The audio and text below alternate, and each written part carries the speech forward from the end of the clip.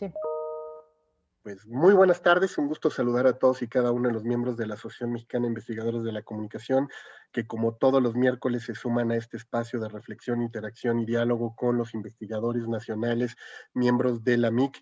Hoy les saludamos, un servidor Jorge Hidalgo, les da la más cordial bienvenida a este webinar donde vamos a estar hablando con nuestra querida doctora Marisela Portillo, expresidenta de nuestra asociación, sobre un tema de gran relevancia, interés y seguramente de mucha inquietud para investigadores que están trabajando temas de culturas juveniles, movimientos sociales, tecnopolítica, todo lo que implica el tema de apropiarse del espacio público también para convertirlo en un escenario de comunicación, en un escenario simbólico, van a tener el día de hoy seguramente material para seguir explorando sus líneas de investigación. Hoy vamos a platicar con ellas sobre este activismo juvenil en el escenario posterior al Yo Soy 132 en México, este movimiento que como muchos de ustedes pues estuvieron registrando, marcó también un parteaguas para los que estábamos trabajando el tema de cultura juveniles con multitudes inteligentes, la manera como se terminaron de apropiar muchos de los jóvenes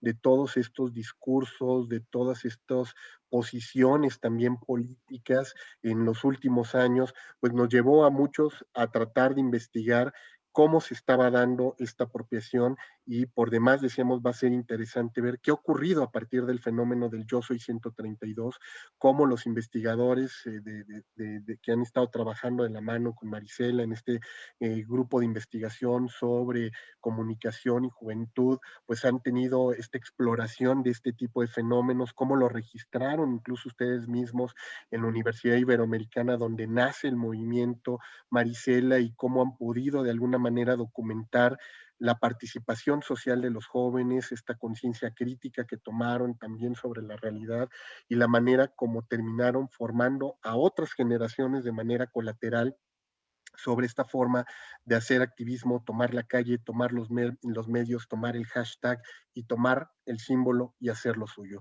Y bueno, para quienes no tengan la oportunidad de conocer el trabajo de Marisela Portillo, me permito leer parte de su semblanza. Ella es doctora en comunicación audiovisual por la Universidad Autónoma de Barcelona, maestra en comunicación por la Universidad Iberoamericana y cuenta con un posgrado de estudios de juventud por la Universidad de Lleida. Miembro del Sistema Nacional de Investigadores nivel 1 desde el año 2007, es académica de tiempo completo del Departamento de Comunicación de la Universidad Iberoamericana desde el año 2012, donde fue coordinadora también del doctorado en comunicación de esta misma universidad en el periodo 2013-2020. Actualmente es coordinadora institucional de posgrado. Fue presidenta de nuestra asociación, la MIC, durante el periodo 2009-2011. Es coordinadora también del grupo de trabajo de estudios de investigación y comunicación de nuestra asociación desde el año 2006. Parte de sus líneas de investigaciones giran en torno a la comunicación política, la construcción de opinión pública, la espectacularización de la política y la cultura política de los jóvenes, las culturas juveniles, la construcción mediática en la juventud, el uso de las tecnologías, la participación política y actualmente está a cargo del proyecto de investigación Generación Subjetividad Política y Activismo en el Escenario Posterior al Yo Soy 132, financiado por la División de Investigación y Posgrados del Ibero para el periodo 2020-2022. Participó en el Grupo de Investigación Interdisciplinar Subjetividad y Representación de las Nuevas Generaciones en México, delante y detrás del espejo, que recibió financiamiento de la Dirección de Investigación de Universidades de la Universidad Iberoamericana desde el periodo 2016 hasta el 2018, y también coordinó la investigación Juventud, Tecnologías y Movimientos Sociales, disputas por la visibilidad en el espacio público. Estudios de caso que ha realizado también entre Chile y México, donde ha recibido también financiamiento por parte del Instituto de Investigaciones sobre el Desarrollo Sustentable y la Equidad Social del Ibero y ha colaborado en el proyecto Cultura de la Pantalla, que recibió financiamiento de CONACYT del periodo 2015-2016. Y como siempre, pues un gusto tener aquí a Marisela Portillo en este tu espacio, Marisela, en tu AMIC, ¿no? Donde hoy te recibimos para dialogar contigo. Les comento para quienes nos están sintonizando, la dinámica que tendremos es la exposición por parte de Marisela y posteriormente abriremos el diálogo a las preguntas que nos lleguen también a través de nuestro chat, a través de nuestro espacio en las redes sociodigitales donde estamos haciendo la retransmisión de este webinar. Así es que sin más, Marisela, te cedo el micrófono. Bienvenida. Nuevamente, gracias a ti, gracias a los que nos acompañan ya en este espacio y los dejo con Marisela Portillo. Adelante, Marisela. Muchas gracias, Jorge. Pues la verdad es que para mí es un gusto estar esta tarde con todos ustedes compartiendo este espacio, siempre, digamos, dentro del marco de las actividades de la MIC, un espacio que ha sido tan importante para todos nosotros para mí en los últimos años, pero como sabemos, un espacio que ya lleva su trayectoria. Así que, pues, muchas gracias, Jorge, por la invitación. Además, pues agradezco la oportunidad de hablar pues de un tema, ¿no?, de investigación en el que he estado trabajando en los últimos años y compartiré con ustedes los resultados preliminares de una investigación en curso que ahorita justamente Jorge comentaba y ahorita les ampliaré un poco de qué va.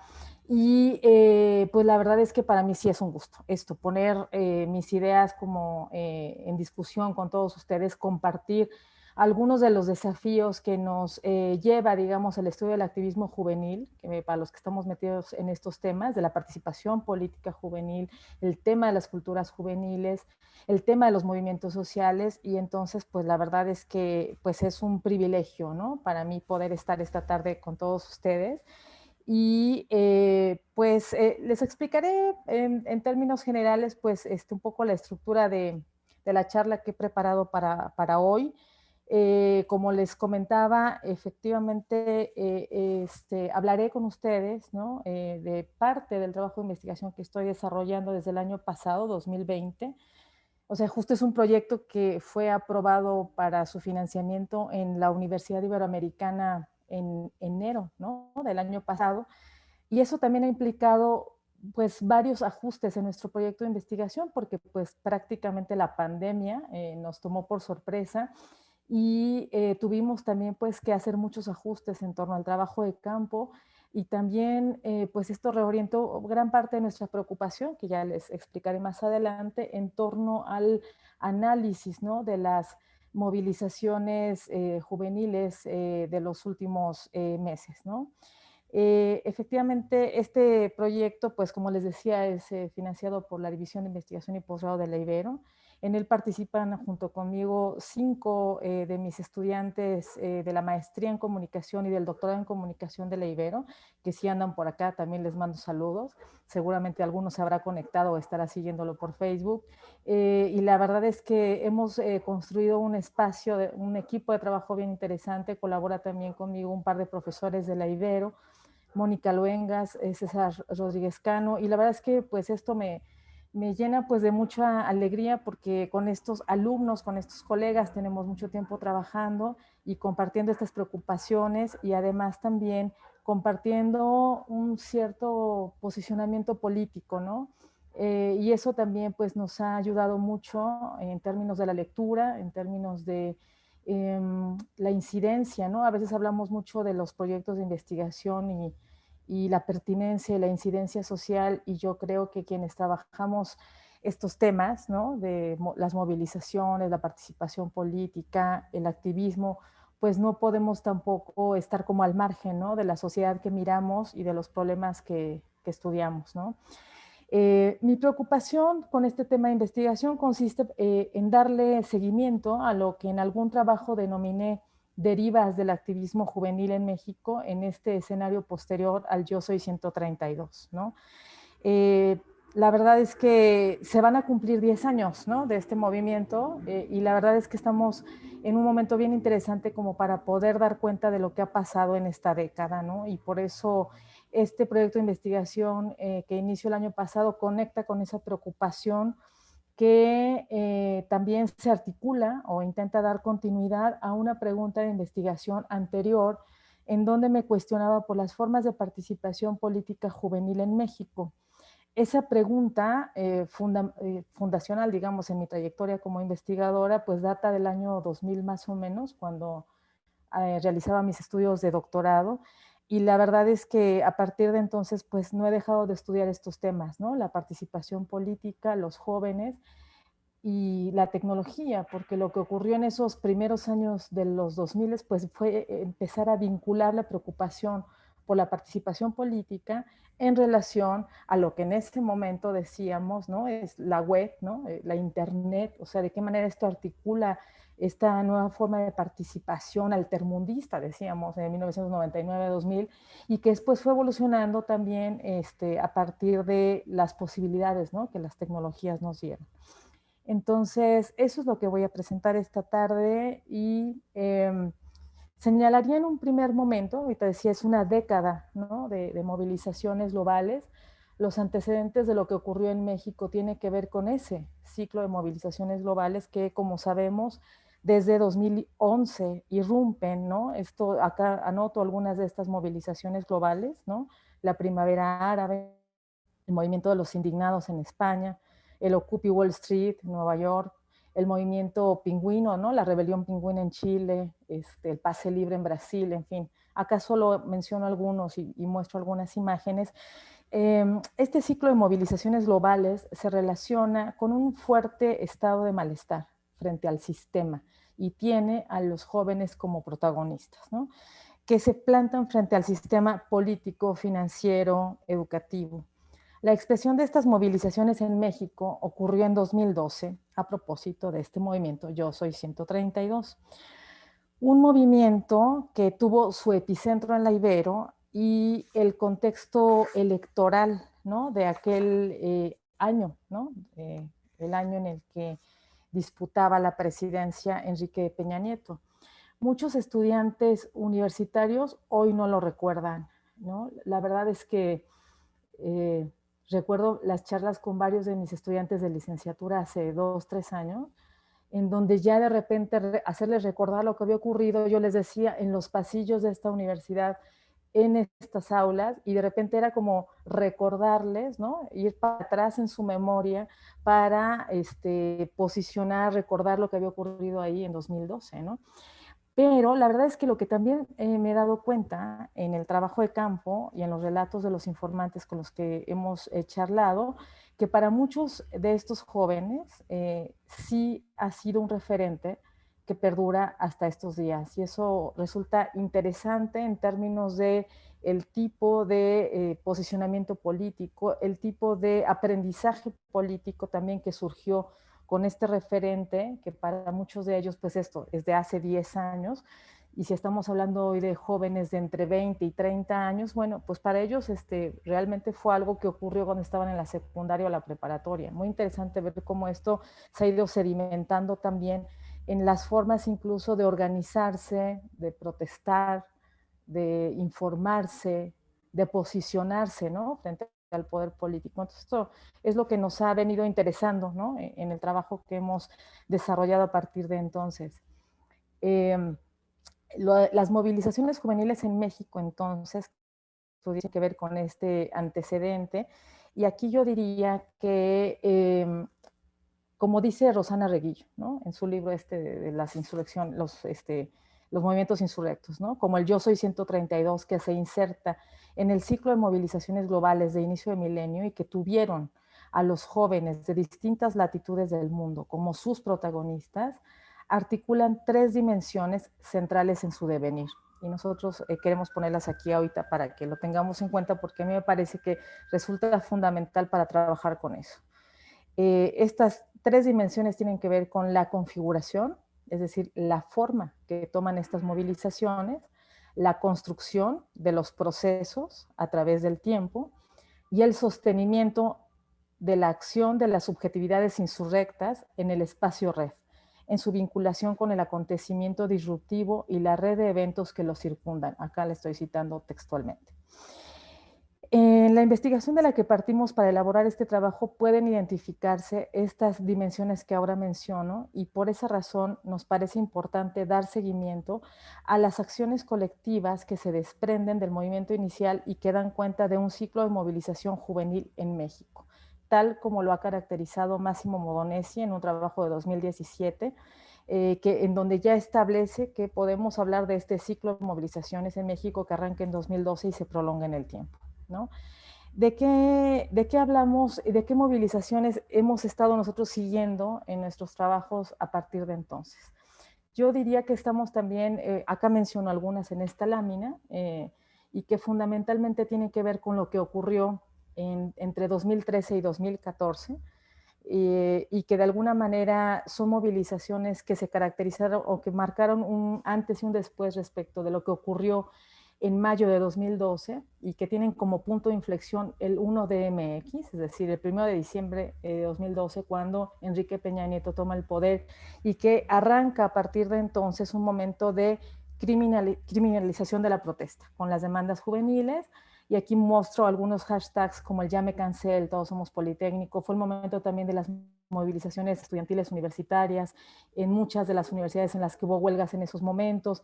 Esto yo creo que marca un momento muy interesante en términos de las formas de organización estudiantil universitaria en México y que derivan en lo que fue Ayotzinapa en 2014, ¿no? La desaparición forzada, la desaparición de los jóvenes normalistas, que después se prolonga en una serie de movilizaciones durante finales de 2014, 2015 y en adelante, ¿no? Y después marco acá tres movimientos que estamos también analizando aquí dentro del proyecto que ahora les presento, y aquí no me voy a detener sino más adelante, pero que sí nos ponen a pensar en que ha habido a lo largo de estos años una serie de momentos coyunturales que logran vincular y articular la protesta juvenil y que sí van teniendo una cierta continuidad en el tiempo, en la forma y en los procesos que se están dando al interior de estos colectivos, de estas organizaciones, que a momentos pareciera como que se diluye, pero que están ahí y que se activan, ¿no?, permanentemente, o que se han ido activando en estos últimos 10 años. Por eso digo que es un momento interesante como para hacer un análisis a 10 años, ¿no?, de estas movilizaciones en nuestro país, para poder ir identificando fases, para identificar ciclos, para identificar también las formas en las que se van incorporando los miembros más jóvenes de esta generación, estos empalmes generacionales, y que creo que nos pueden también dar atisbos de pensar en términos de la construcción de ciudadanía, que he mencionado en algunos de los artículos que he escrito últimamente, que es una de mis preocupaciones, y no pensar en la ciudadanía digital, ¿eh? Yo hablo como de una construcción de la ciudadanía que la piensa más bien en un continuo, ¿no?, que tiene que ver con las expresiones en los espacios digitales, online, pero que tienen siempre un correlato en el espacio físico, ¿no?, offline, ¿no?, mucho en el sentido de Toret.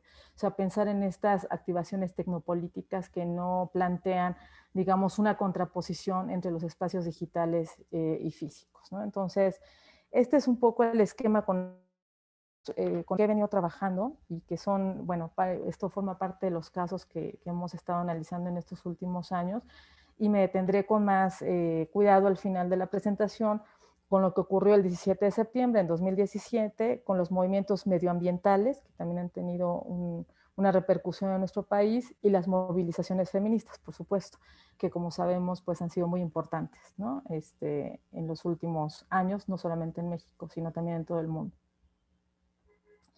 Me referiré acá un poco también pues al marco teórico, cómo estamos planteando nosotros o cómo venimos pensando este tema, ¿no? Y aquí pues presento parte de los autores, ¿no?, que han compuesto esta revisión de la literatura para esta presentación que ahorita aquí ordeno. Entonces, como les decía, nosotros estudiamos el activismo juvenil en México en este escenario posterior al Yo Soy 132, así como el impacto que ha tenido en los miembros más jóvenes de esta generación en relación a su construcción de ciudadanía que les mencionaba ahora. Las movilizaciones globales que han ocurrido en los últimos años alrededor del mundo han provocado que los estudios sobre movimientos sociales en red, la participación política juvenil y las redes sociales hayan tenido un lugar preponderante en la literatura especializada. Los abordajes han sido múltiples, pero destaca el énfasis en el análisis por el papel que la tecnología ha jugado en relación con Internet y las redes sociales en la organización de estos movimientos y el intercambio de información. Sin duda, esta ha sido una preocupación recurrente en los estudios de comunicación desde hace más de 20 años. Nos parece central incorporar al debate la variable generacional, con la cual hemos venido trabajando fundamentalmente, en el entendido de que la tecnología por sí sola no es el motor del cambio social que estamos vislumbrando. Trabajamos entonces con esta categoría, muy en la perspectiva de Carles Feixa, para quien las culturas juveniles forman parte de las generaciones, y estas dan cuenta también del cambio social, son el motor del cambio social. Esto nos parece una idea que ha sido como muy interesante para ir estudiando estos movimientos, ¿no? Nuestra postura dista de algunas perspectivas tecnodeterministas y coincide con cierta perspectiva sociocultural para entender a partir de la subjetividad y los contextos culturales de los actores sociales la expresividad de sus prácticas que se despliegan en los llamados novísimos movimientos sociales, tal como los nombra Carles Feixa, Saura y Costa en un texto de 2002. Esas prácticas políticas que los jóvenes ejercen en este ciclo de movilizaciones juveniles, que algunos autores nombran como participación política no formal, no convencional, al estilo de Pippa Norris, forman parte de un proceso complejo que aquí denominamos activismo. Partimos de una concepción sociocultural entonces, ¿no? Para abordarlo, que lo entiende no solo como el conjunto de interrelaciones del poder, las resistencias y los contrapoderes dentro de las dinámicas de la sociedad, sino que comprende también una dimensión cultural que resulta relevante para entender los procesos de visibilización de las expresiones juveniles que en términos de organización y producción política recuperan estéticas, referencias, orientación y repertorios de acción que forman parte de un proceso de subjetivación política, como señala Juan Manuel Ábalos en un libro que publicó recientemente en 2018. Por otro lado, asumimos que las generaciones no son estructuras compactas, sino referentes simbólicos que identifican vagamente a los agentes socializados en unas mismas coordenadas temporales.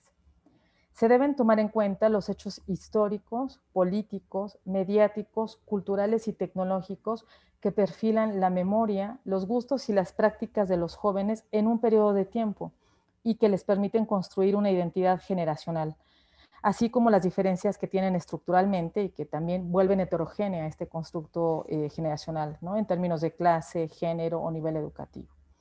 Por eso a nosotros nos resulta útil trabajar con esta diferenciación que establece Mannheim entre la posición, la conexión y la unidad de la generación, ¿no?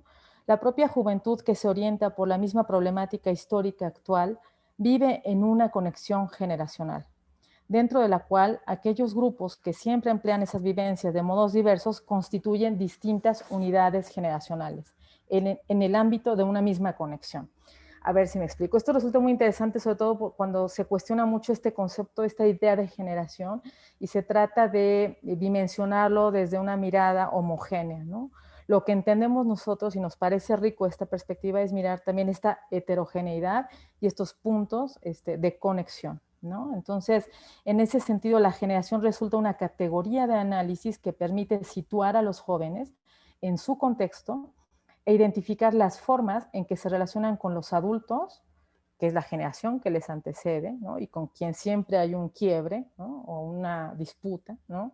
Con los grandes temas, es decir, con la agenda pública, y ahí también ocurre un tema de disputa por el poder en el espacio público, en las redes, ¿no? Que es lo que nosotros vemos en estas expresiones de estas movilizaciones sociales que analizamos, y por supuesto con los acontecimientos que los van marcando, ¿no?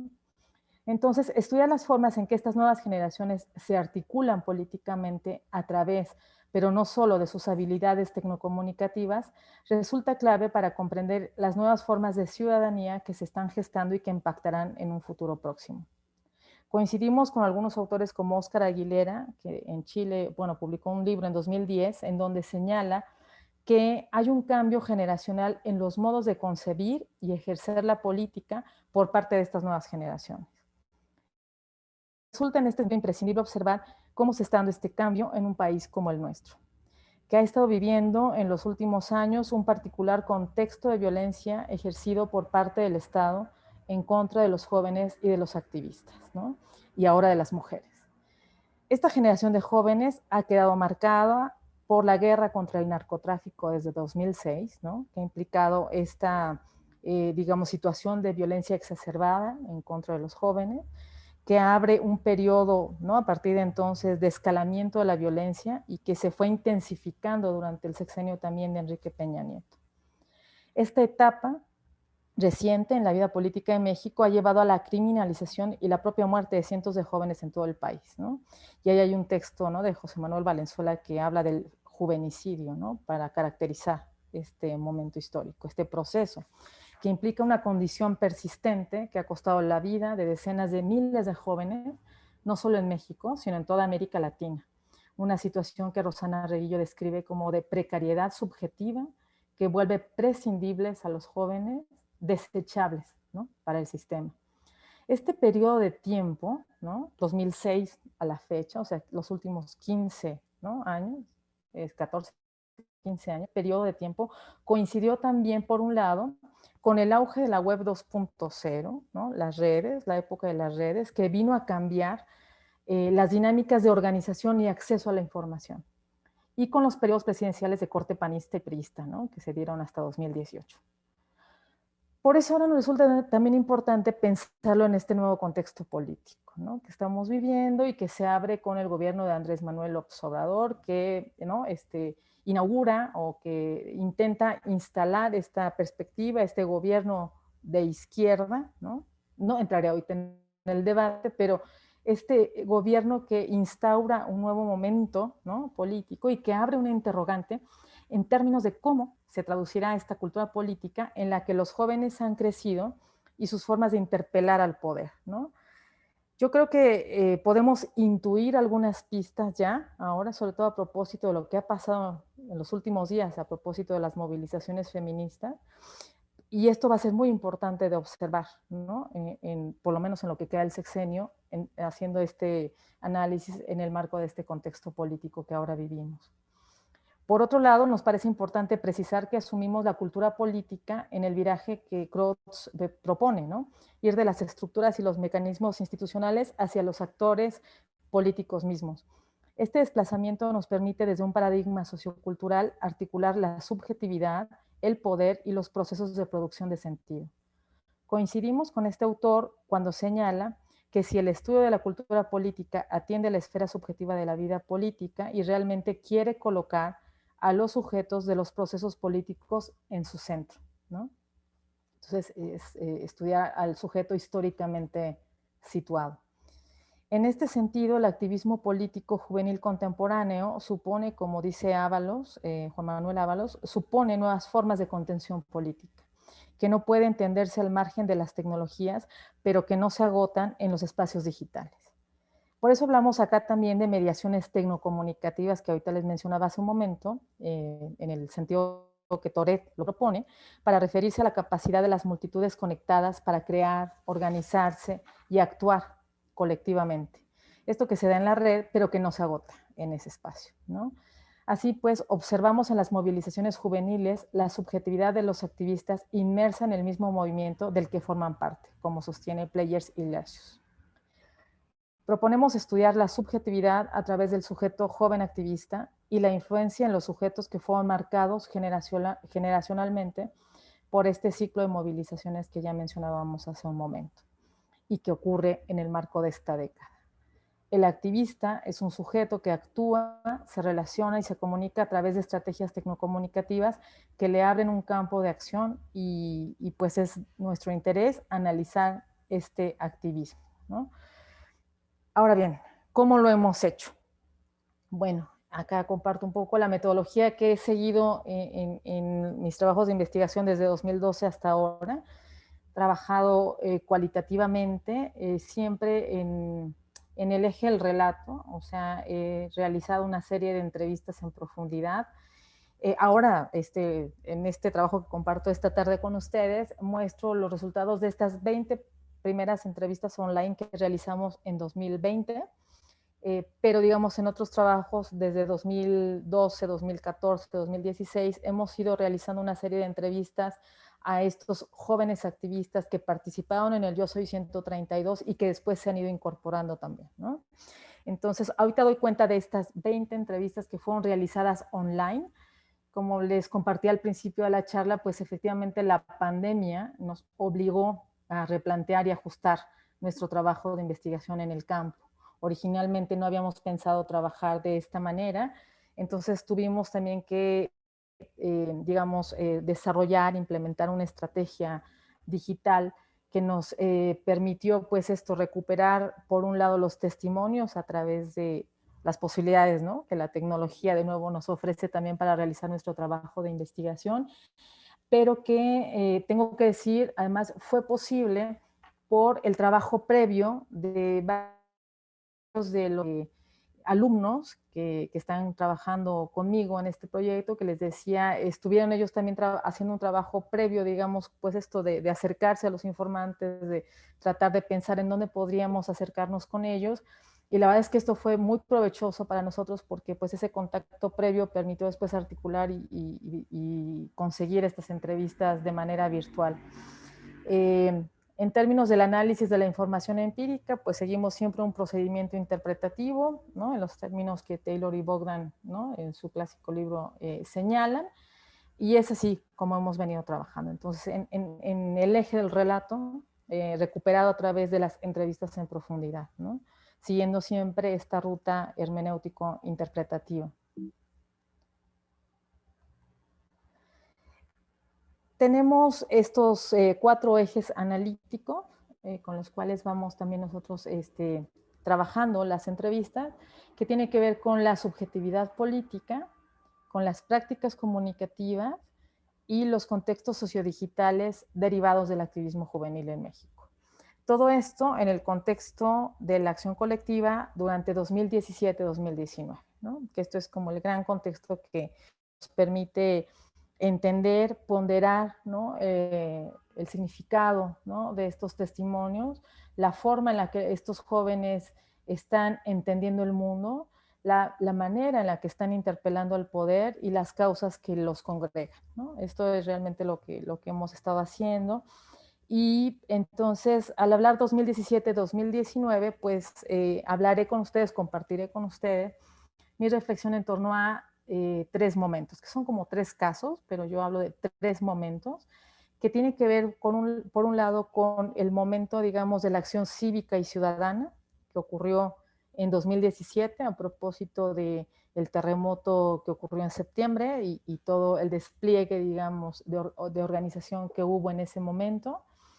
El segundo momento tiene que ver con estos movimientos medioambientales que ocurren en nuestro país entre 2018 y 2019. Y finalmente las movilizaciones feministas, ¿no?, que como digo, irrumpen, ¿no?, no solo en México, sino en todo el mundo a partir de 2016 con gran fuerza y obligándonos a replantear varias de las cosas que veníamos pensando también, introduciendo también la discusión con el género, ¿no?, porque eso es lo que abre también la posibilidad de pensar desde esta perspectiva, para que no hay manera de hacerlo al margen, para entender lo que está en juego hoy también con estas movilizaciones. Así pues, bueno, si les parece, veamos estos 3 momentos. Iniciamos entonces, como les decía, compartiendo, esto es resultados de una investigación en curso, compartir algunas intuiciones con este material que hemos generado en este año, en 2020, el año pasado, y pues iniciando con el análisis del primer momento que tiene que ver con el 19S. Y esta foto que ustedes se acuerdan, ¿no?, que fue, fue viral, ¿no?, en Twitter, y que muchos de nosotros compartimos, y que habla mucho de lo que, de lo que esos días, ¿no?, del papel que en esos días tomaron también muchos jóvenes, ¿no?, de la mano con la sociedad civil, como suele suceder en México, ¿no?, a propósito de estos desastres naturales. Los protagonistas del Yo Soy 132, ¿no? Tejieron redes de colaboración que a lo largo de estos años, para decir 2017 habían pasado 5 años, fueron muy evidentes. Esas redes fueron reactivadas en los días posteriores al terremoto del 19 de septiembre de 2017. Numerosos artículos periodísticos se asombraron en sus titulares de la solidaridad y ayuda desinteresada de cientos de jóvenes en las horas inmediatamente posteriores al terremoto. Como en 2012, muchos de los titulares de los periódicos, ¿no?, se refirieron al despertar de los millennials, ¿no? Así eran, ¿no? Casi que así era el titular, el despertar de los millennials. Por fin algo los movilizó, perdón, están en la calle, están ayudando. Esta etiqueta millennial, que nos parece muy simplificadora de esta generación, y como hemos dicho en muchos otros lugares, pues esta generación nunca estuvo dormida, ni fue indiferente, ni estuvo apática. Y acá muestro el testimonio de Gisela Pérez de Hacha, que está publicado, ¿no?, en esta revista Horizontal. Ella dice ahí, ¿no?, y resalta, pues somos la generación de la información, dice ella. Nos dicen los millennials apáticos, pero están muy equivocados, ¿no? O sea, y ahí ella pone en el centro esta idea de las redes de solidaridad físicas y virtuales, porque esto es bien interesante, esta reflexividad que tienen todos los jóvenes que participaron o que se formaron políticamente en 2012, que tiene que ver con estas redes, ¿no?, que construyeron en ese momento y que reactivan, ¿no?, en distintos momentos. Así pues, podemos decir que ignoraron quienes escribieron esos artículos periodísticos que esta generación aprendió de gestión y organización política en las movilizaciones posteriores al 132. Las redes que crearon posibilitaron, una vez más, puentes de colaboración y de participación ciudadana. Como nos dijo alguno de nuestros informantes en 2015, él decía en ese momento, para mí el movimiento ya se acabó, ¿no? Hablando del 2012, habían pasado 3 años. Ya no hay movimiento como tal. Lo que se quedó fue una estructura de trabajo y de conocidos a nivel nacional, que eso sí es algo muy importante. Eso nos lo dijo en 2015, Aldavi. Como mencionamos al inicio de nuestra charla, la generación de jóvenes involucrados en las movilizaciones globales de inicio de este milenio utilizaron la tecnología y sus saberes digitales no solo para organizarse, sino para tejer un trabajo colaborativo en red. Y aquí les traigo otro testimonio más de otro de nuestros informantes, Aldavi, quien dice, fue relevante, ¿no?, la creación de plataformas independientes, esto ya en 2017, de diversos mapeos con geolocalización de zonas afectadas, hechas por activistas digitales y por la propia población con canales independientes de participación. Señala, como pocas veces, campañas como Rescate Primero o plataformas como Verificado 19S fueron tejidas en red y ocuparon el territorio. Mezclaron la actividad cibernética con la solidaridad en la calle. Dice él, gracias a la organicidad del activismo en Internet y los recorridos de calle, surgió el hashtag 19S, ¿no? Que esto también habla de un aprendizaje, ¿no? O sea, es decir, y esto los testimonios cada vez más nos dejan ver este agenciamiento, este aprendizaje colaborativo en red y que aparecen pues siempre ahí como en sus testimonios, ¿no? Como señala aquí Claudia Ruñada, ¿no? Y pone también sobre la mesa, sobre, ¿no?, el acento en este relato que les pongo acá, en este fragmento, en donde ella nos dice, ¿no?, era importante armar una lista de gente que yo conocí, es decir, las redes de conocido, el tema de WhatsApp, las redes, el manejo en las redes sociales, y el establecimiento de un hashtag, dice ella. Establecí el necesidad real, hashtag necesidad real. Esto para entender y articular lo que era importante en ese momento, corroborar la información, la necesidad, a dónde llevar, ¿no?, a dónde dirigir los esfuerzos de la ciudadanía volcada para ayudar en ese momento, ¿no? Entonces, esto nos parece muy interesante en este relato, o sea, la aparición de las redes, el aprendizaje, el trabajo colaborativo, ¿no?, las redes cercanas. De nuevo, como en 2012, y la foto inicial que les puse al principio de este apartado, pues nos hizo ver, ¿no?, que los jóvenes llenaron las redes y las calles, ¿no? El trabajo de estos jóvenes en los días posteriores al terremoto se materializó meses después en ejercicios cívicos, como fue Verificado 19S, ¿no? que mostró el interés por continuar trabajando colectivamente a través de una función que fue fundamental en ese momento, que era verificar la información que circula en las redes sociales y colaborar en acciones de participación ciudadana a través, pues estoy mostrándoles algunos fragmentos de lo que publicaron a través del Centro Cultural Horizontal. Eso es muy importante porque ya en 2017 el tema de verificar la información fue relevante, ¿no? Esta forma de organización y participación ante la emergencia del sismo el 19 de septiembre de 2017 fue muy interesante y nos ayuda a pensar también en las formas en las que derivó, ¿no? En los años siguientes a través de esta preocupación por confirmar la información, por validarla, por informarle, promover, digamos, en el debate público esta idea de atender a la corroboración, ¿no? De las fuentes y la fiabilidad de la información tan vigente hoy, ¿no? Con esto de las fake news, ¿no? Que ha sido tan relevante en estos últimos años, ¿no? Lo que demostró el trabajo organizativo de verificado 19S y necesidad real y los demás esfuerzos por recibir y verificar y atender información fue que las capacidades ya están instaladas en un grupo de jóvenes que ejercen su ciudadanía desde los mapas, los datos, las bicicletas, ¿no? Como pasó en aquel momento, el activismo y el periodismo digital. Esto está, además, la reflexión más amplia sobre lo que ocurrió en el 19S está publicado en un texto que ahorita al final también les haré la referencia. Y daré paso ahora al siguiente momento, que es el de los movimientos medioambientales, ¿no? Como sabemos, y acá muestro la figura de Greta Thunberg, porque es esto a lo que nos referimos, al impacto que este movimiento que ha tenido en todo el mundo, el impacto que tuvo en México, ¿no?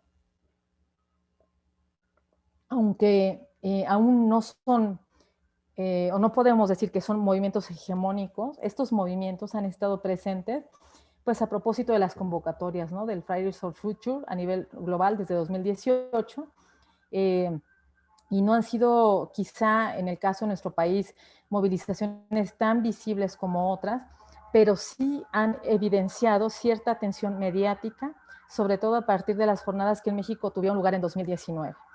Son movilizaciones que han impactado a los sectores más jóvenes, incluso en muchas manifestaciones acompañados de sus padres, ¿no? No dejan de dar cuenta, en todo caso, de una relevancia que este asunto medioambiental tiene hoy en la agenda de esta generación.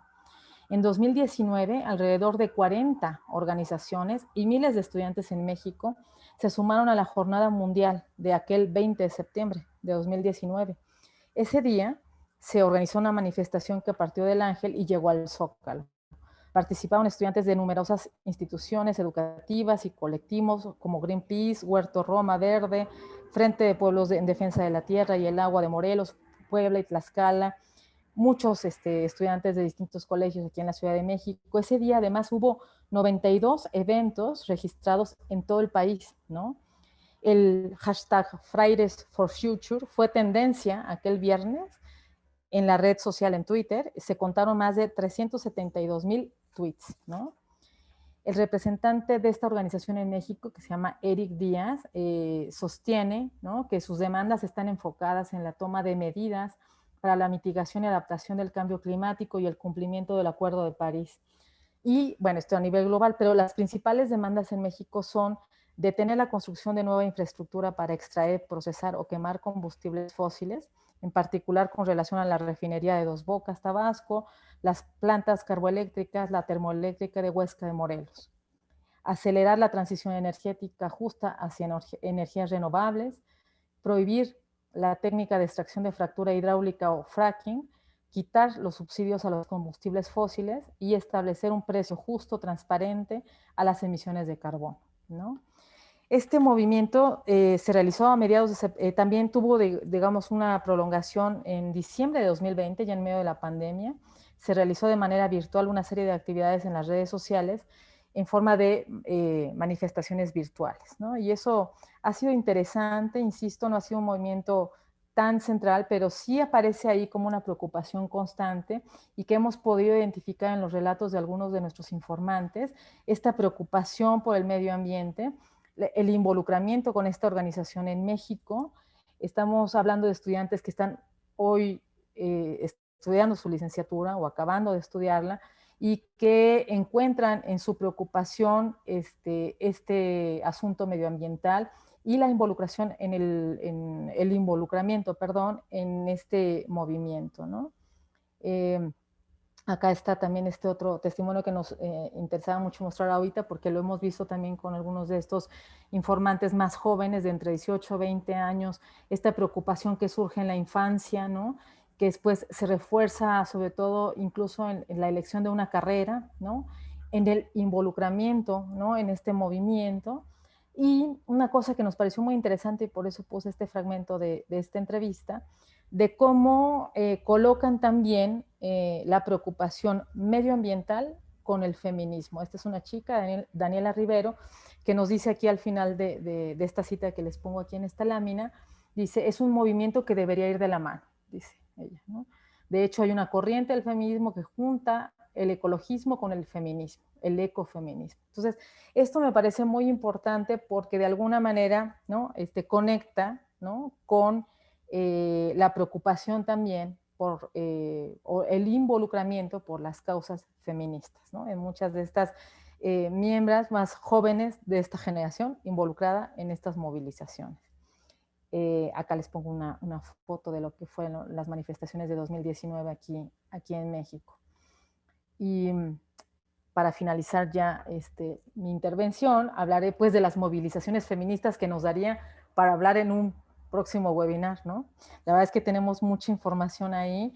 Como les digo, la pandemia nos tomó por sorpresa y nosotras estábamos en el grupo de trabajo que colabora conmigo, pues somos fundamentalmente mujeres, y la verdad es que cubrimos la marcha en 2020, hicimos una etnografía de la marcha y tenemos todavía un montón de material que estamos ahora todavía empezando a procesar y analizar, porque pues esto fue para nosotras como muy importante empezar a redirigir incluso parte de las entrevistas en la lógica de lo que había ocurrido ahí en marzo del año pasado.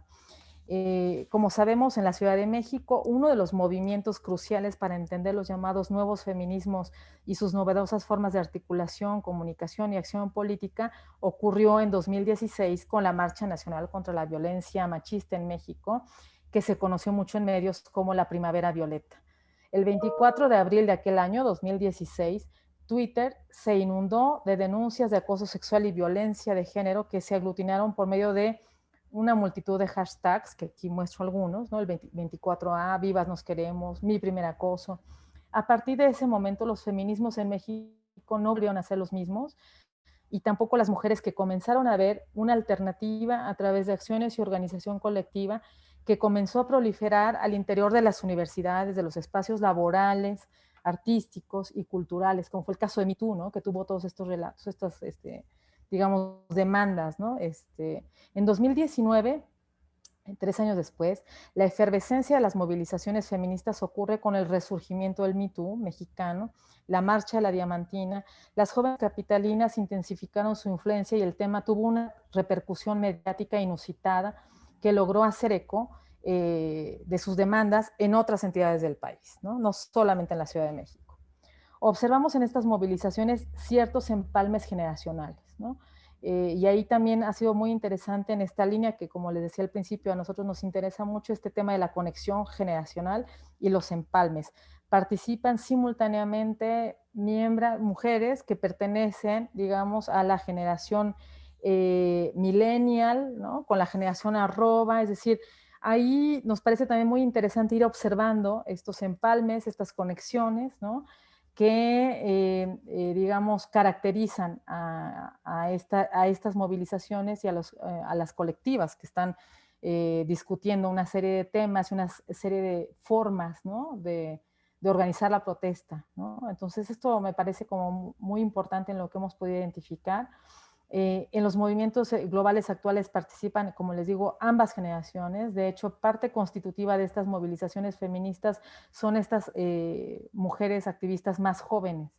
Las acciones emergen en la web 2.0 y van siendo nombradas por un hashtag, ¿no? Estos hashtag. Digo muy interesante porque pienso sobre todo en el texto de Carles Feixa que habla de esto de la generación arroba, dice él, para identificar la generación del principio del milenio, con lo que él denomina generación hashtag, ¿no? Y ahí estarían estos empalmes generacionales. Y bueno, así arribamos al 2020, o sea, hablaba yo de 2016, 2019, 2000, y llegamos al 2020 sin pensar que una crisis pues alteraría la agenda de las mujeres movilizadas, ¿no? La pandemia detuvo de golpe estas movilizaciones feministas, por lo menos en los primeros meses del año pasado. Sabemos que la pandemia también detuvo el auge que estaban teniendo en esos momentos muchas de estas movilizaciones. El confinamiento obligó al repliegue, ¿no?, de la ebullición que inundaba las calles en enero, febrero, acuérdense del año pasado, en las calles, en las redes, en los recintos universitarios, ¿no? Días antes, ¿no?, del confinamiento, les pongo esta foto porque así estaba el tendedero en la Ibero el 10 de marzo del año pasado. De hecho, cuando nos fuimos al confinamiento en la Ibero, lo que hubo que ver es negociar para ver cómo retirábamos el tendedero, porque estaba en plena ebullición. Lo que estaba ocurriendo también en esos meses, como bien recordarán, era los paros en las facultades y en las preparatorias y en, ¿no?, las distintas facultades de la UNAM. Y por eso digo, fue un momento, pues esto de parar de golpe estas movilizaciones que estaban en plena ebullición, ¿no?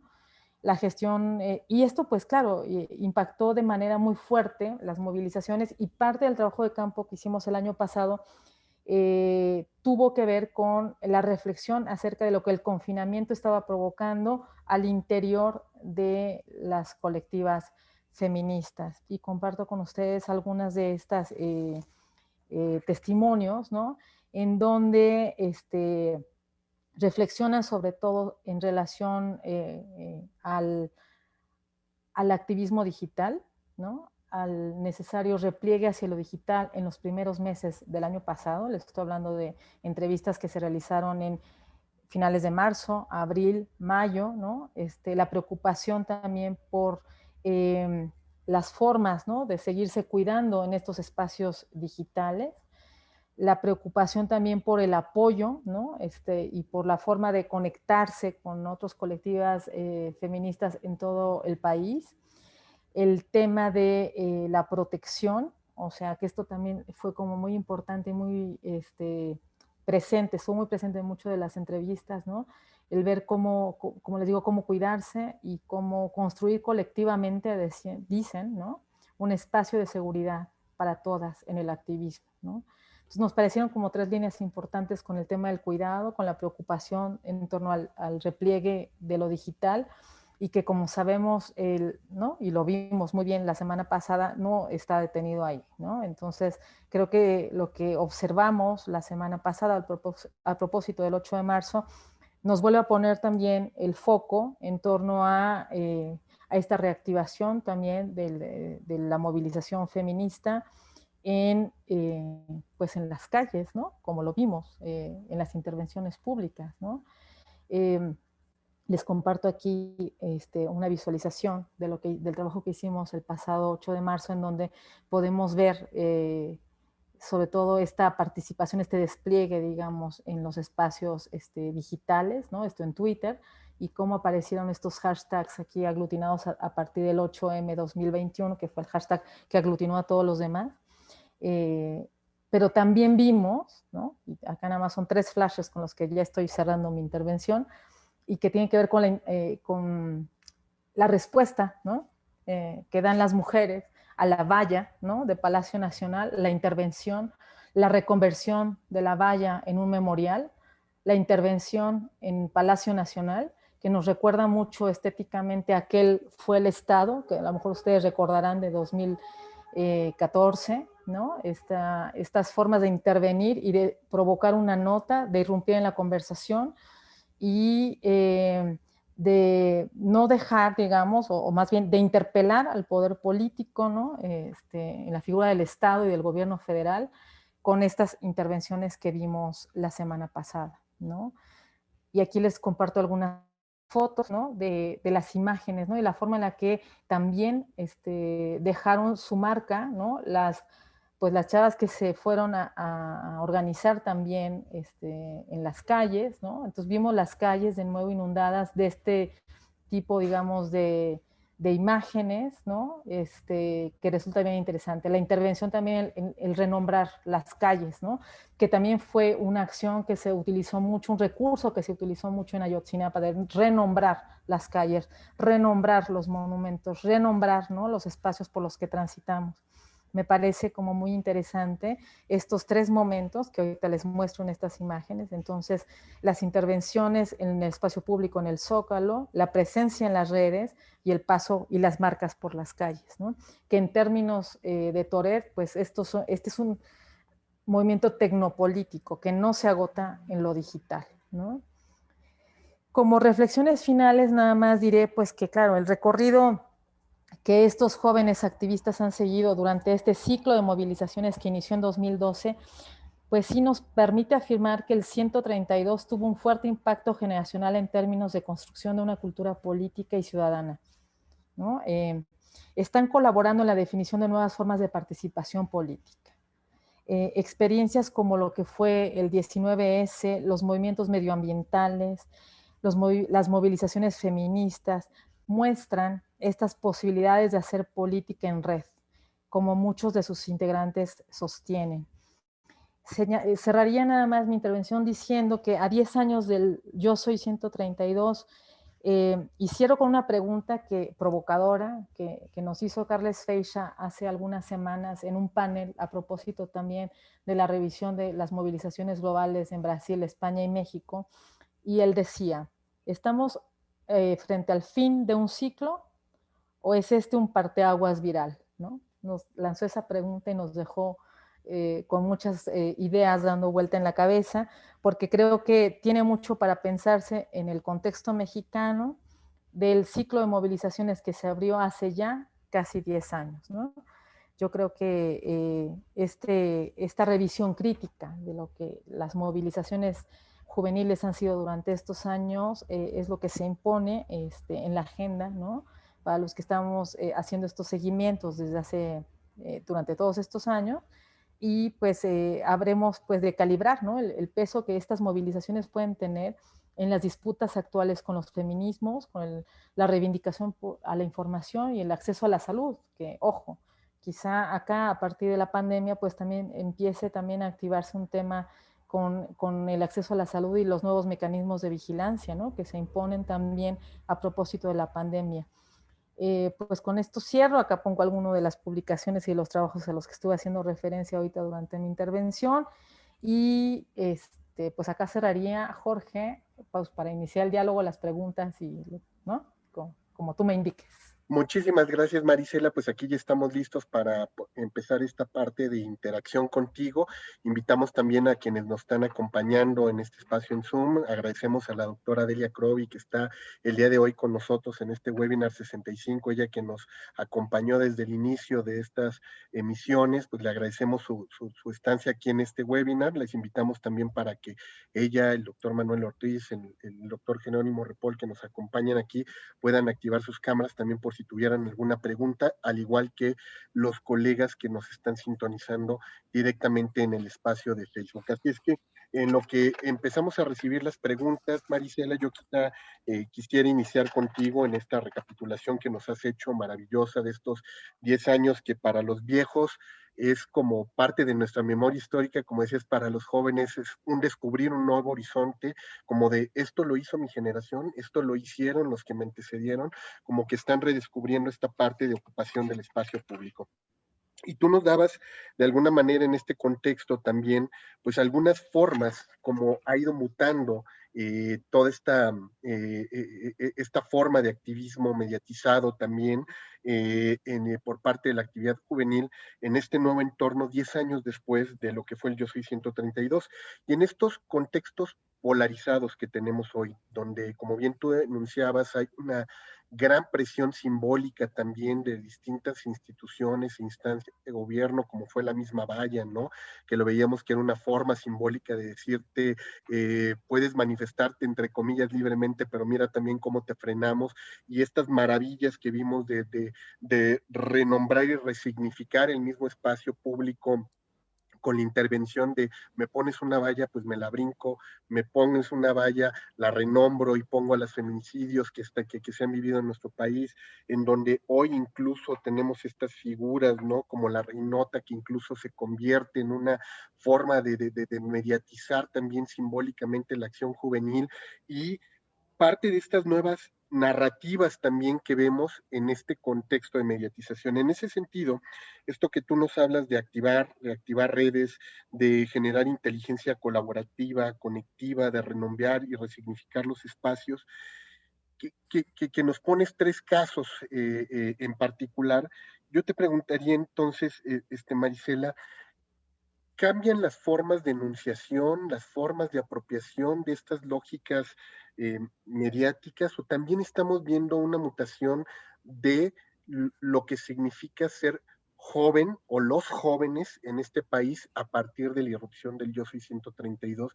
¿Y qué tipos de nuevos jóvenes estamos viendo? Jóvenes, como decía, más politizados, más activos, más mediatizados en función de esta forma de vivir su ciudadanía, o estamos viendo también algo que, como decías tú, dejará entrever nuevas lógicas de comunicación, no solamente del movimiento juvenil, sino de todos los movimientos que se derivan en la acción pública.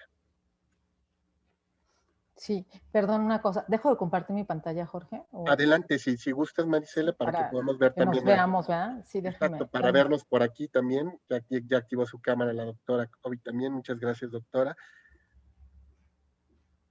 Y Ay, espérame, no te ahí voy. preocupes, Es que si lo iba a gustas, hacer para ahí, dejar. ahí Ahí estamos ya, está, ya estamos, dejando de ¿verdad? Sí. compartir. Adelante, Marisela. Sí. Bueno, saludo a los colegas que están por acá. Me da mucho gusto ver a Delia, con quien conversamos tan exhaustivamente durante esta pandemia, ¿no? A través de otros foros informales. Me da mucho gusto verla por acá, Manuel, a Jerónimo, que es alguien que conozco también de manera cercana. Oye, no, pues qué gusto, de verdad. Jorge, bueno, tratando como un poco aquí de responder tus preguntas, yo creo que, como decía, tengo en este momento como muchas ideas que son eso, lo que me permití compartir esta tarde con ustedes, ideas que surgen a propósito de estas últimas entrevistas que hemos hecho, ¿no? Durante el año pasado. Y que de alguna manera sí nos dejan entrever, por un lado, eh, yo no diría cambio en las formas, ¿no? Porque, por ejemplo, en estas últimas imágenes que mostré al final de mi intervención, pensando sobre todo desde la parte performativa, o sea, hay muchas intervenciones que uno puede hasta mirar como, ¿no? Por eso decía, o que evocan, ¿no? Estas formas que ya ocurrían, ¿no? De intervenir en el espacio público, ¿no? Digamos, la proyección en los edificios, ¿no? El nombrar, ¿no? Interpelar, ¿no? Al Estado. En 2014 era esa la pinta en el Zócalo, ¿no? Fue el Estado. Y ahí en otro trabajo también estuvimos analizando lo que implicó eso, incluso en el planteamiento de elegir una frase, pintarla, esa frase fue pintada en el Zócalo y después fue recogida por la prensa internacional y, como ya sabemos, dio vuelta al mundo. Pero por eso hoy pero también recuerdo varias intervenciones del Yo Soy 132, ¿se acuerdan?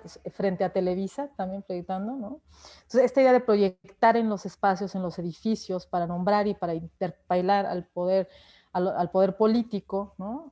Al Estado, ¿no? Menos mal, ¿no? En Palacio Nacional, o en el caso en 2012 frente a los poderes fácticos en Televisa, ¿no? O sea, me parece que ahí hay como un trabajo por hacer, ¿no? En el sentido de estas formas que se actualizan y que han aprendido muy bien, porque yo recuerdo muy bien las entrevistas que en 2012 nos daba, en 2014, perdón, con lo del Fue el Estado, que pasaban por la discusión en los propios colectivos, te digo, de elegir la frase, de ver en dónde colocar la frase, el tamaño, ¿no? Para poder, o sea, ya en la lógica de pensar, esta va a ser la foto, que me parece que en términos de las disputas por el poder y la visibilización es bien importante esto que también dice Rosana ahí en su texto de los paisajes insurrectos, nombrar, ¿no? Nombrar, el valor de nombrar o de poner en la discusión pública, ¿no? En este caso el Estado feminicidio, ¿no? Por ejemplo, ¿no?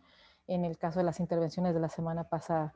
En las formas, por ejemplo, de renombrar las calles, ¿no? También lo vimos con Ayotzinapa, ¿no? Con el nombre de los estudiantes y los normalistas en todo el centro histórico, y ahora se hizo una cosa parecida, ¿no? Con el nombre de las mujeres, ¿no? En muchas de las calles aquí en el recorrido que hicimos la semana pasada aquí por, ¿no? El trayecto Roma Condesa, ¿no? Que deja entrever el camino, ¿no? De la marcha rumbo al Zócalo, ¿no?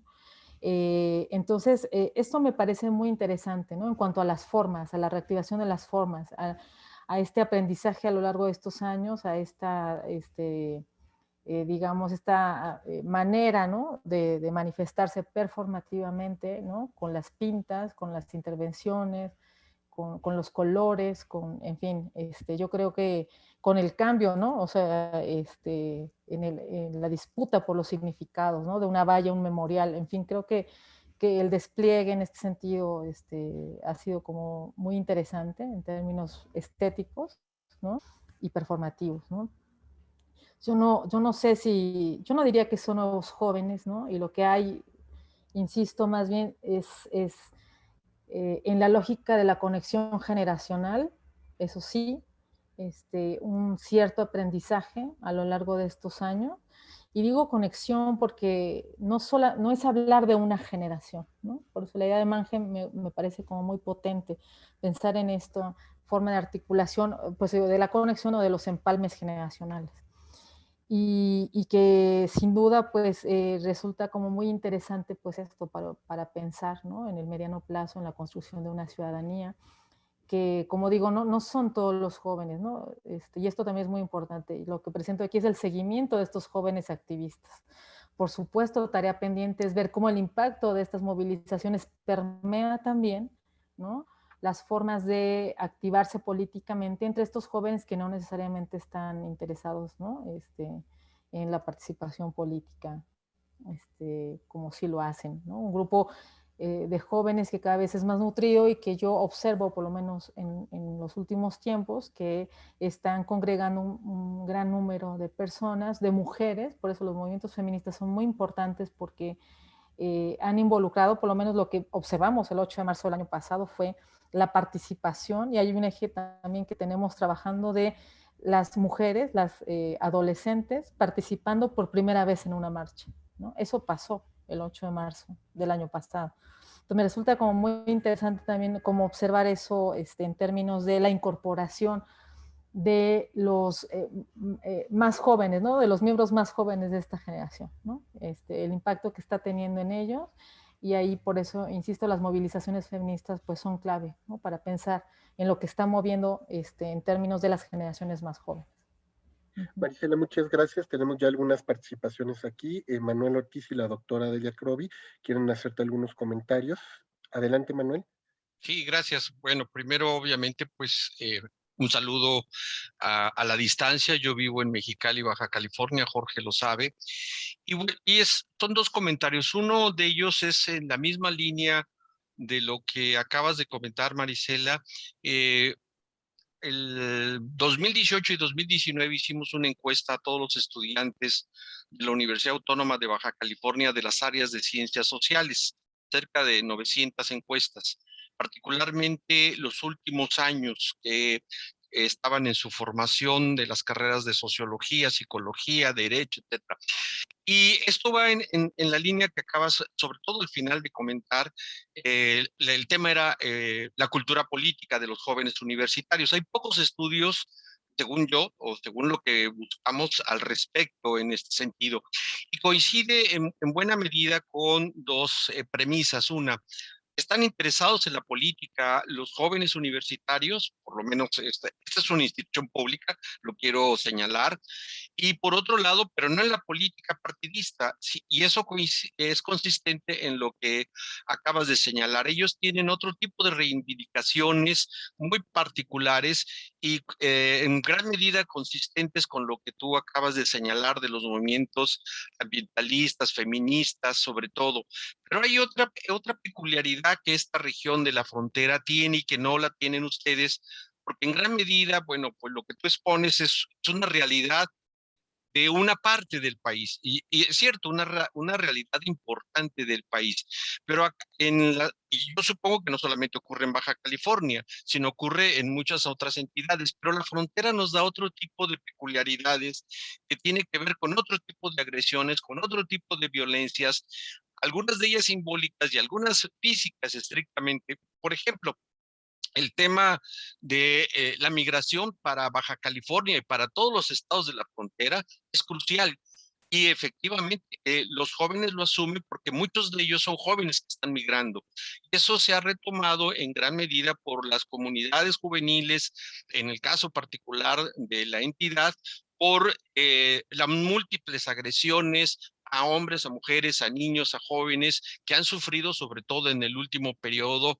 Pues yo no diría en el último periodo, diría que desde hace años, particularmente. Entonces, ese movimiento juvenil no está significado porque atañe otro tipo de realidades, aunque evidentemente se manifiesta. Y no es un tema, aquí sí, el tema de la migración y las agresiones es un tema global. No es un tema como el 132 o el feminismo, que está muy centrado, bueno, el feminismo no, pero el 132 en la Ciudad de México. Yo también te quiero decir que 132 impactó fuertemente en el centro del país, pero no en todas las regiones, o en menor proporción en todas las regiones, y eso me parece que habría que matizar en algunos momentos esos impactos que hay sobre cierto tipo de movimientos. Sí creo que dos de ellos son significativos. El tema del feminismo, que ese es evidentemente una reivindicación global, y el tema ambiental, que hoy está sobre todo muy en la agenda de los jóvenes, particularmente por lo que se está viviendo y sobre todo por los escenarios de distinta manera que se viven. Tal vez no tanto en el centro del país, pero sí en las zonas como nosotros, que tenemos un grave problema ambiental en función de ciertas condiciones climatológicas y geográficas y de colindancia con Estados Unidos. Entonces, bueno, solamente eso, compartirte nosotros vamos a preparar un libro que debe estar saliendo este año sobre este tema de la cultura política en los jóvenes universitarios de la UABC, y seguramente ahí te vas a reforzar, o bueno, en alguna medida puede colaborar con las premisas que tú has venido anunciando. Muchas gracias, Marisela, por tu atención. Gracias, Manuel. Marisela, no sé si quisieras comentar algo, apuntar algo a Manuel. No, agradecer la referencia y pues me va a interesar mucho conocer, ¿no? El estudio que ahorita acaba de señalar, claro que sí, porque sí, las realidades son diversas, ¿no? Y esto que mencionas indiscutiblemente, por eso sí, no sé si hice la acotación pertinente en todo el momento durante mi intervención, pero sí, evidentemente mi estudio habla de la Ciudad de México, es el lugar que yo he estado estudiando y con el seguimiento a los activistas, ¿no? Que tampoco son todos los jóvenes de la Ciudad de México, entonces... Sí, sí, no, nada más agradecerte los comentarios, Manuel, sí. Y me gustaría mucho conocer tu estudio, claro que sí. Claro, en cuanto lo tengamos publicado por la UABC y lo va a coeditar con NIC, te lo hacemos llegar porque va a ser digital, evidentemente. Súper. Gracias, Maricel. Gracias. Doctora Delia Crovi, adelante. Ay, el micrófono, doctora, ¿está apagado su micrófono? Es que tengo un perro ladrando en el fondo. Buenas tardes a todos. Es un gusto estar aquí y bueno, dialogar y hacer algunos comentarios al trabajo de Marisela, que es un trabajo muy interesante y sé que ella ha venido siguiendo en estos años. Yo voy a hablar desde mi generación y creo que hablar ahora de un juventicidio es un error muy grande. No sé quién lo dijo, no sé si Rosana o quién lo dijo, pero José hay que Manuel recordar... Valenzuela. ¿Eh? José Manuel Valenzuela. Ah, Valenzuela. Pues es raro porque es casi más cercano a mi generación que a la tuya. Porque hay que recordar el 68. El 68, ¿cuántos muertos produjo? Yo más bien creo que es esta cuestión que Feixa explica muy bien con el reloj de arena, donde se produce un cambio de un modo de vida, de una visión del mundo incluso, de una generación a otra, que a veces es más violenta, otras veces es menos violenta. Entonces creo que siempre las juventudes, y si buscáramos a lo largo de la historia, las guerras inclusive, no sé, se me ocurre ahora, la Guerra Civil Española se ensañó de manera específica con los jóvenes, o sea, los jóvenes representan y han representado históricamente el cambio. Entonces, siempre este cambio generacional representa la posibilidad de una represión de ese cambio, ¿no? La otra cuestión que quisiera decir es también desde mi perspectiva generacional, las consignas siempre fueron absolutamente estudiadas y muy pensadas. El prohibido prohibir del 68 español no debe haber surgido así nada más, no sé porque no estuve allí, pero sí estuve en muchas marchas donde en Argentina, en la época del Rosariazo, sobre todo, donde participé, donde durante muchos días se hacía un trabajo en aquellos tiempos sobre papel y láminas en el piso, se hacían en el piso, y se buscaban las consignas que fueran más impactantes para el tipo de movimiento que se estaba haciendo. Entonces yo allí quisiera poner como comentario y tal vez como contribución, es un poco agregarle una dimensión, además de lo que decían de la localización más específica en la Ciudad de México, agregarle dos dimensiones. Una es esta histórica, que en realidad nos está mostrando que los medios son los que han cambiado, ¿no? Y yo allí en esa dimensión histórica pondría también dos asuntos que no son gratuitos. Una mayor ocupación del espacio público, ganada a través de los siglos, y que ahora facilitan mucho los medios digitales, ¿no? Entonces, hacer un poco esta consideración que viene aparejada con esto que ya se ha mencionado, que la presencia en Twitter, incluso en algún momento lo discutimos con César en su tesis de doctorado, la representación de la gente en Twitter, ya no digamos de los jóvenes, es francamente despreciable si lo vemos en términos sociales. Eso no implica que no tenga un discurso propio, que no se alimente incluso de expresiones propias, pero creo que habría que contextualizarlo en el sentido de la evolución de la comunicación, ¿no? Que cuando no había medios, a lo mejor era todo un poco más lento, pero como bien sabemos ahora, la digitalización permite la organización muy rápida, mucho más amplia, pero simplemente me parece que hay que valorar esa evolución de la comunicación, ¿no? Como algo que no ha sido gratuito, que se ha ganado a través de todos estos años y a través de distintas movilizaciones, y que le daría como más densidad al trabajo colocándolo en un momento histórico tan particular como el que tenemos ahora, y también una visión crítica de estos movimientos, porque no todos han sido movimientos, hay algunos desplazamientos históricos que no explican muy bien los movimientos, ¿no? Los movimientos actuales me refiero. Entonces sería básicamente eso, esas dos grandes dimensiones, la histórica,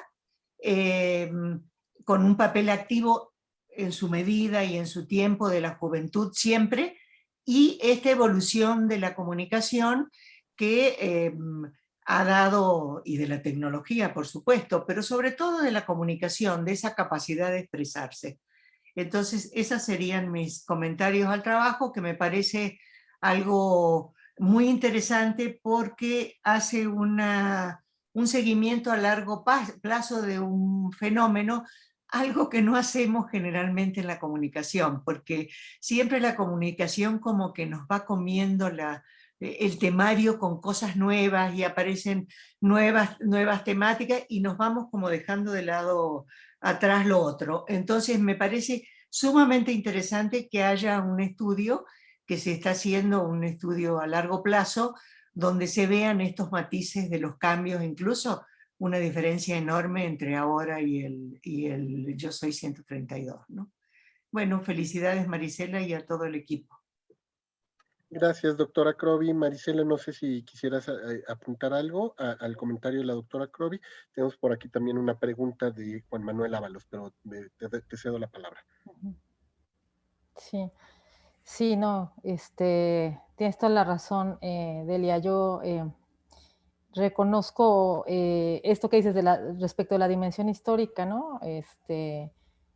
Y creo que hay por ahí, cuando empezaba a hacer como este seguimiento en 2012, los miembros del 132, me acuerdo que hacíamos como esta distinción en ese momento con la evolución de la propia web, ¿no? O sea, no pensando en los medios de comunicación en general, la propia web, ¿no? Ya decíamos esto en 2012, ¿no? Respecto del quiebre con relación a los movimientos altermundistas, que también fueron juveniles, ahí en los finales de los 90, luego, ¿no? Empezando en los 2000, ¿no? La tecnología, lo que prefiguró, ¿no? También en términos de organización, el celular, decíamos eso, los celulares, los mensajes SMS, ¿no? Y hasta llegar después, cuando decíamos 2012, pues decíamos el arribo de la web 2.0, ¿no? Y claro, de 2012 para acá, bueno, lo que ha pasado, ¿no? La forma en la que los espacios digitales se han reconfigurado, el papel del algoritmo, de los bots, o sea, este contexto polarizado que por supuesto ahorita señala Jorge, bueno, claro, nos habla de otro momento, ¿no? Ya nada más en el análisis mismo de lo digital, sin hablar de lo que tú ahorita mencionas con el papel de los medios, ¿no?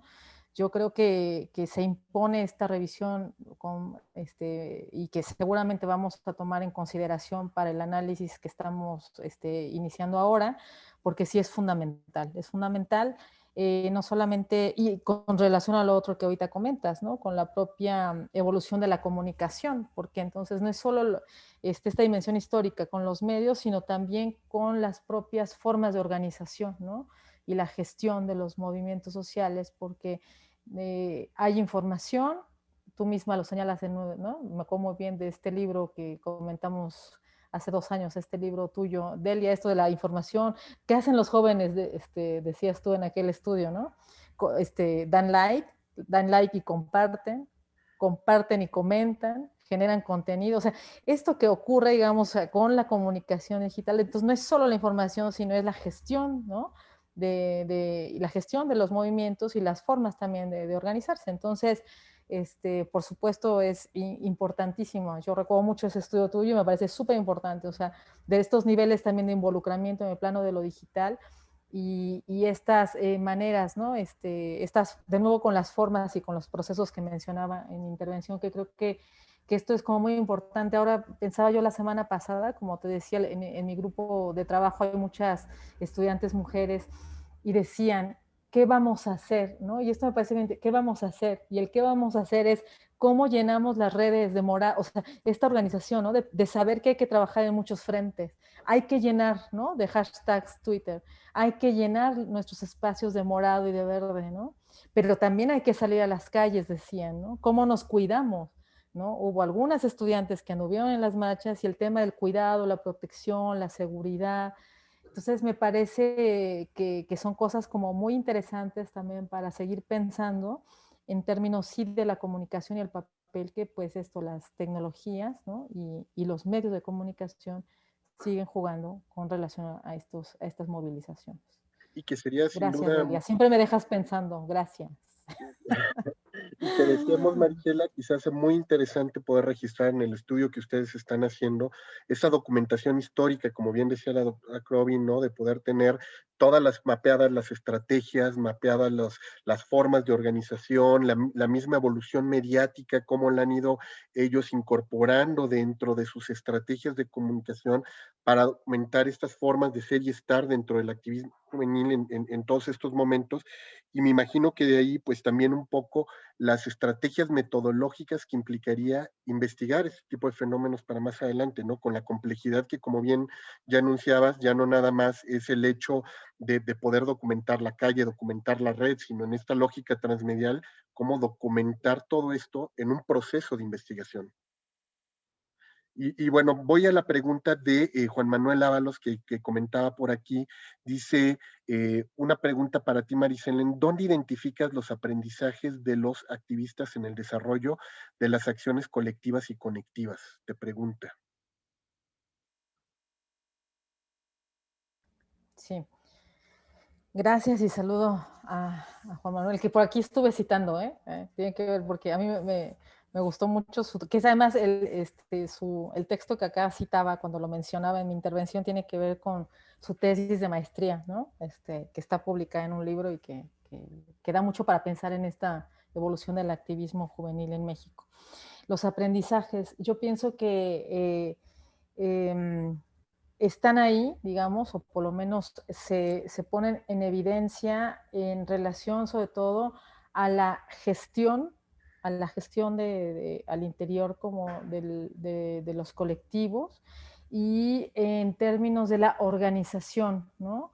En el caso específico del 19S, a mí me parecían unos testimonios muy claros en términos de es como estamos frente a, ¿no? Porque eso fue el 19 de septiembre, ¿no? Estamos frente a una crisis, ¿no? Que implicó un terremoto en una ciudad como la nuestra, y la pregunta era, ¿qué hacemos? ¿Cómo nos organizamos? ¿No? Y en los testimonios, o sea, tú te vas dando cuenta cómo es, o sea, activación, ¿no? De la red de contactos, la activación de la información en red, ¿no? En ese momento el WhatsApp ya fue fundamental, ¿no? Que implica también otra forma de organización y gestión también con pequeños grupos barriales, en fin, ¿no? Que fue muy importante. Y también el espacio digital que implica Twitter, ¿no? O sea, fíjate que lo primero que hacen es hagamos un hashtag que significa organicemos la discusión, ¿no? O sea, acá estamos, ¿no? Verifica, ¿no? Esto de confirmación en tiempo real. Es decir, entonces, yo pienso que en términos de la gestión y en términos de la organización, resulta muy evidente, sobre todo, bueno, para mí, a mí me ha parecido que resulta muy evidente esto de los aprendizajes en los propios testimonios de los informantes y en su propia reflexividad, porque algo que también identificamos mucho, ¿no? En estas movilizaciones es su capacidad reflexiva, ¿no? O sea, en donde ellos mismos constantemente ponen en juego estas estrategias, lo que funcionó, lo que no funcionó, lo que aprendieron, ¿no? Por ejemplo, a mí me parece muy importante en relación a las movilizaciones feministas el tema de la protección, del cuidado, de la forma en la que las mujeres están hoy preocupadas también por aprender y compartir los conocimientos con otras mujeres, con esto que se llama el feminismo, ¿no? O sea, cómo nos cuidamos, cómo aprendemos, ¿no? Históricamente las mujeres también, ¿no? Hemos sido relegadas como el aprendizaje tecnológico, pues hay que meternos, ¿no? A los fierros, como dicen ellas, ¿no? Vamos a meternos, vamos a entender, vamos a aprender y nos vamos a cuidar entre todas. Entonces yo creo que ahí es en donde uno va observando estos momentos de aprendizaje colectivo que resultan muy importantes en términos, sí, de lo que diría Bennett, de la acción conectiva, ¿no? En el caso de estos momentos que presentamos acá esta tarde. Marisela, hay una última pregunta que tenemos aquí muy interesante de Vanessa Muriel desde la UAC. Nos dice que si hay intención en parte de tu estudio sobre las otras formas de ser joven, en particular los jóvenes indígenas, que si están contemplados en el proyecto de investigación que tienen ustedes. No. Mira, no porque Y fíjate, debo reconocer que esto, hay cosas que pues uno va decidiendo también en una investigación, y lo que yo he tenido, el seguimiento que he hecho en estos años y en lo que estamos trabajando actualmente, tiene que ver pues sí con los jóvenes urbanos, ¿no? O sea, no hemos incorporado pues esto, al joven indígena, ¿no? Debo decir que ahí hay un espacio, ¿no? También de trabajo bien importante, que en términos de los estudios de juventud, ¿no? El estudio de las juventudes rurales son escasos, que abundan lo que hacemos, que son estudios urbanos, ¿no? Estudios de jóvenes que siempre tienen un sesgo con el ser universitario, que ahorita escuchaba a Manuel, o sea, eso hay que reconocerlo, y yo acá hago mea culpa, o sea, sí, me hago cargo, pero este es el segmento, digamos, poblacional, si lo queremos ver así, al que le he dado seguimiento y con el que estoy trabajando, bastante heterogéneo es. La complejidad que ahora tiene el estudio es que nos estamos metiendo al género, porque pues las movilizaciones feministas no nos dejan de otro, en términos de análisis es que hay que entrar por ahí, pero no hemos incorporado a los jóvenes rurales. Sí, insisto con esto, y eso además siempre lo digo en los espacios de grupo de investigación en AMIC, y lo decimos en las clases, lo decimos siempre, ¿no? El estudio de la subrepresentación, ¿no? De otras juventudes en los estudios de juventud, y el caso de los jóvenes indígenas es muy claro, ¿no? Sí, decir que no, lamentablemente no, y sería muy importante, por supuesto. Hoy había una discusión con las movilizaciones feministas en pueblos indígenas, por cierto, lo vi hoy. Hubo muchas actividades hoy con movimientos, ¿no? Y con movilizaciones. Esta es una de las que vi hoy, por cierto, y era con jóvenes indígenas. Pues si le interesa a Vanessa, lo vi hoy en Facebook, creo que lo publicó Guiomar, que como saben, bueno, ya ha trabajado temas que tienen que ver con el movimientos indígenas, feminismos y activismo en red. Lo vi por ahí, por si le interesa, yo creo que ahí habría que echarle un ojo, lo vi, creo que estuvo hoy en la mañana y debe estar ahí disponible en Facebook. Pues sin duda, Marisela, un gran tema que, como bien decía la doctora Krovi, nos deja muchas aristas para seguir profundizando, para otros webinars, seguramente para más colegas investigadores que están indagando pues estas formas de ser y estar en este momento, y particularmente, como bien decían, de los conectados, los desconectados, los mediatizados en sus formas de ser joven también. Pues muchísimas gracias, Marisela, muchísimas gracias, doctora Delia Krovi, por habernos acompañado también en este espacio, a Manuel Ortiz, que estuvo aquí con nosotros, a Jerónimo Rivera, a todos los colegas que estuvieron conectados. Yo quiero agradecerte sinceramente, Maricel, en nombre de todo nuestro comité ejecutivo, tu participación el día de hoy en este webinar, Activismo Juvenil en México en el escenario posterior al Yo Soy 132. Ha sido un honor para nosotros tenerte aquí con nosotros, nuevamente dialogando en este espacio de la MIC. Muchísimas gracias, Marisela. Gracias a ti, Jorge, de verdad, por la invitación, por la oportunidad de conversar hoy esta tarde con todos ustedes. Y pues nada, a sus órdenes. Seguimos la conversación en otros espacios, ¿no? Ojalá presenciales próximamente. Ojalá muy pronto. Ojalá, y si no, ahí que te estén tagueando y estén dialogando también contigo en el Facebook y en otros de los espacios donde tú estás generando mucho movimiento también, Marisela. Muchísimas gracias, y los invitamos a que la próxima semana estén con nosotros. Estará Iván Islas platicando sobre deliberación y comunicación política en la consulta ciudadana en México. Será nuestro próximo webinar, un poco en este tono de cómo estamos incidiendo también en estas áreas de la comunicación política. Los invitamos a que nos sigan en este espacio. Estará también con nosotros el doctor Martín Echeverría, dialogando junto con Iván Islas. Muchísimas gracias a todos, que tengan una excelente tarde. Fue un honor haberlos acompañado en ese espacio de la MICA. Muchísimas gracias. Hasta luego.